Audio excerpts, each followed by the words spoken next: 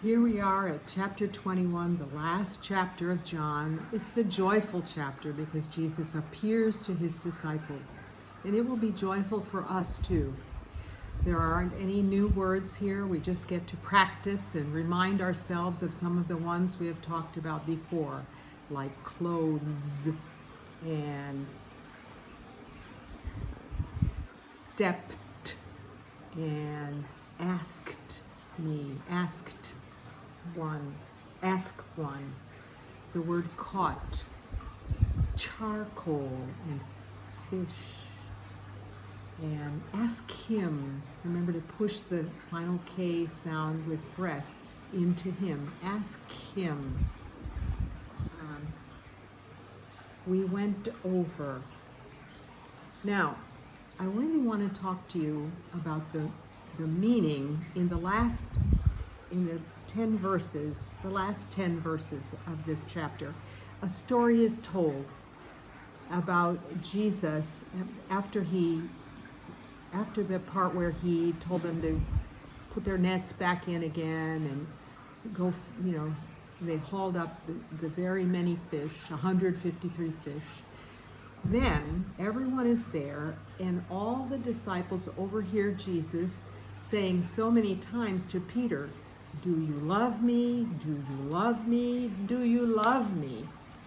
And we've all probably understood that what Jesus was doing was helping Peter get over his shame from his denial 3 times, right? So then after this cleansing of the 3 times, "Do you love me? Do you love me?" Then Jesus is telling Peter, "I'm telling you the truth. You're going to die."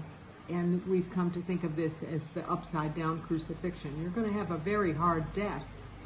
Now, Peter turns around behind him and asks Jesus, "What about that guy?"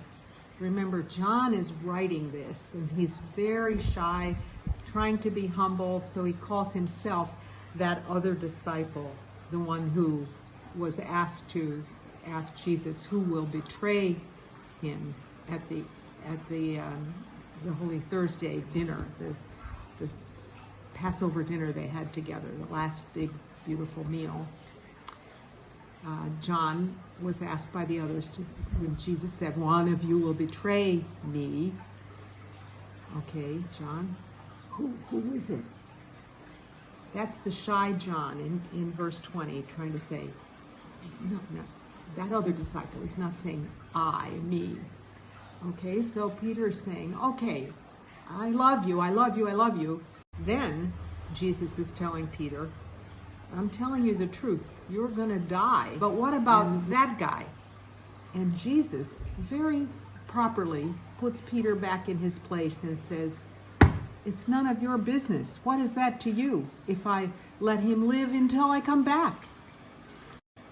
So now, in those 2 verses, 21 and 22, there is him and he, and in the same sentence, they refer to different people. So let's look at verse 21. When Peter saw him, meaning John, he, Peter, asked Jesus, "Lord, what about this man?" Now go to 22. Jesus answered him,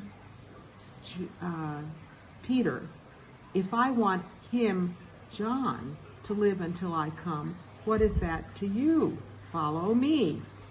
So a report spread among the followers of Jesus that this disciple, shy and humble John, would not die. But Jesus did not say he, John, would not die. He, Jesus, said, "If I want him, John, to live until I come, what is that to you, Peter?" All those pronouns can be confusing. This is why I'm trying to read it like this for you.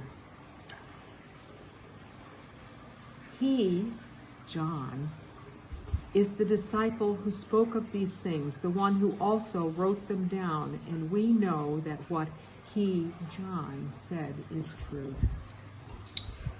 So I hope you have enjoyed this study of John. I certainly have.